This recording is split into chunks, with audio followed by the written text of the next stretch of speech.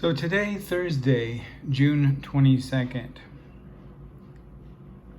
2023, the Supreme Court ruled against the Navajo Nation's petition on behalf of the Navajo people to acquire rights and access to water from the Colorado River.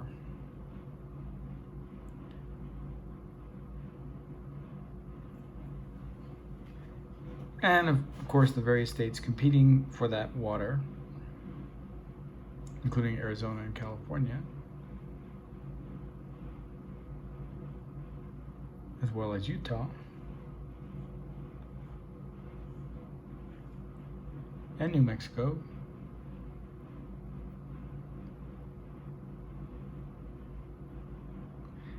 all raised complaints about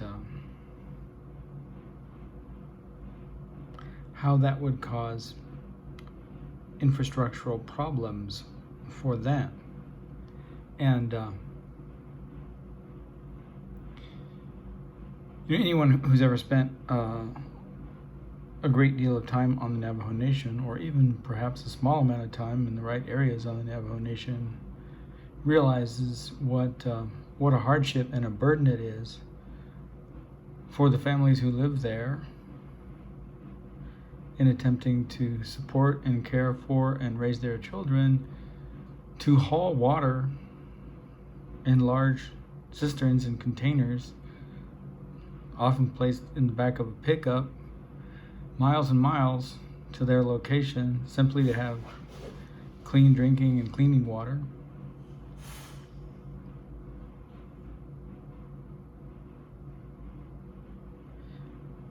And what a benefit and life-sustaining and providing infrastructural project it would be for the federal government and the various states involved in offering assistance and support in such an infrastructural project that amounted to an investment dedicated to the cause of bringing clean running water to every family living on the Navajo Nation. But the majority decision, written by Justice Brett Kavanaugh, I think there's an M in there somewhere. I'm not sure what it stands for. Matt, maybe?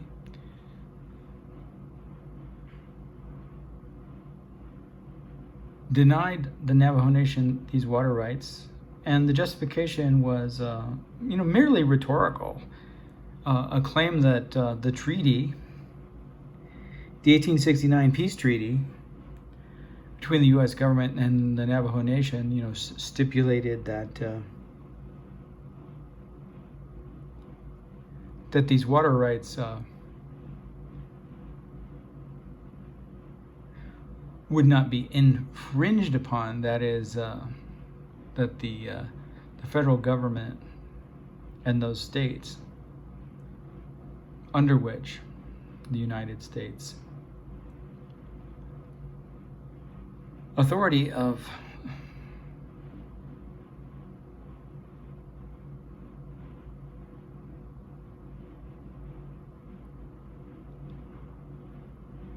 from the authority from which this treaty was written, those states subject to that supreme authority of the land, the federal government and the various departments of justice who are supposedly there to enforce and respect the stipulations of such contracts.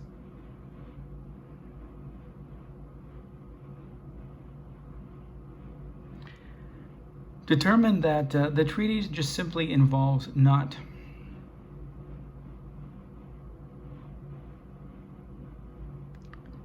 causing damage to the water available, not providing access. So it's a rhetorical strategy that says the treaty is framed entirely in negative terms. We're not going to go there and steal the water that they already have. Never mind that they don't have any water, right? But it doesn't say that that we should provide support in the acquisition of water, right? So Kavanaugh's decision is basically the same, but much more deleterious to the safety and health of the Dene who reside on the Navajo Nation. And he says that the government is not in any way obligated to take, quote, affirmative steps to secure water rights. And so I thought about this in terms of Brett Kavanaugh's own life and what it might mean for him. And I thought of it in terms of a poetry proposal or proposal of a kind of poetics of justice for Brett Kavanaugh. And these affirmative steps, right, that that in his life he largely benefits from, and this poetry and poetics would precede something like the following.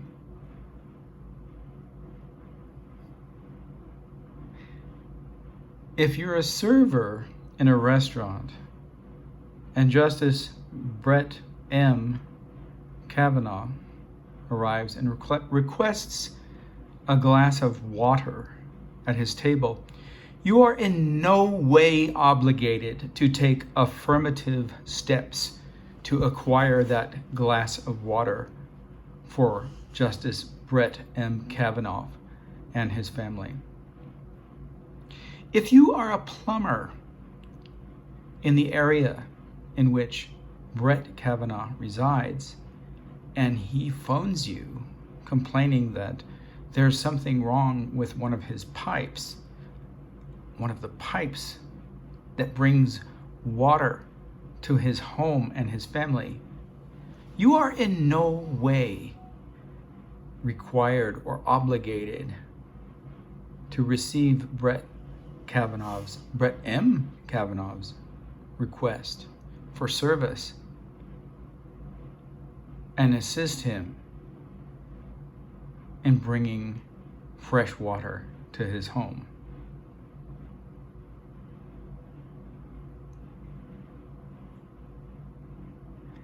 If you are the creator of life and the sustenance of life, which is water,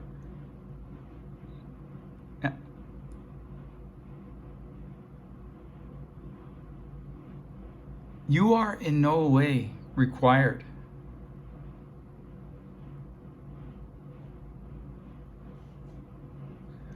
to allow or to encourage rain to fall in the neighborhood in which Brett M. Kavanaugh resides, because to do so would be taking affirmative steps in assisting Justice Brett M. Kavanaugh in his need for the receipt of water, because water always gets to where you are through affirmative assistance. It never just materializes out of thin air. And when your water has been stolen,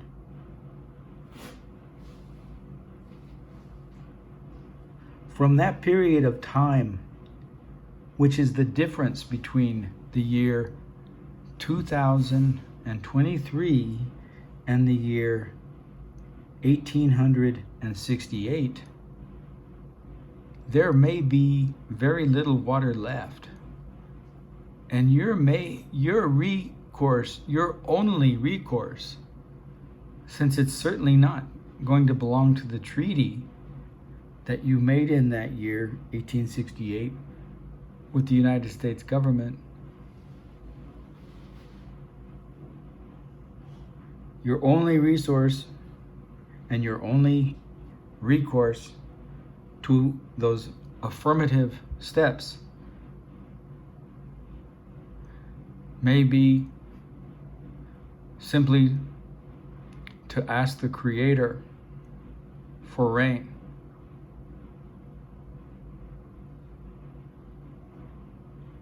And perhaps